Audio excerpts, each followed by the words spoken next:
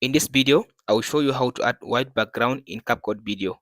So after you open the CapCut like this, import your video to the timeline. I'll drag this video to my timeline. Here is my video. So now right click on the video, go to copy. So now right click on this timeline, paste. So now position the video to the center of the second one. So now my video, the first one and the second one are in center position. So now hide the first video, select the first video and go and hide the track.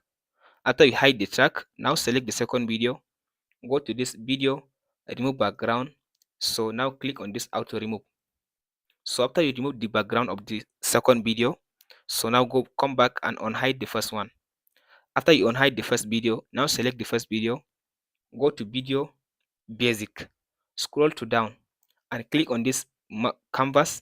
After you check on the canvas, click on the arrow and click on this section and then click on this color.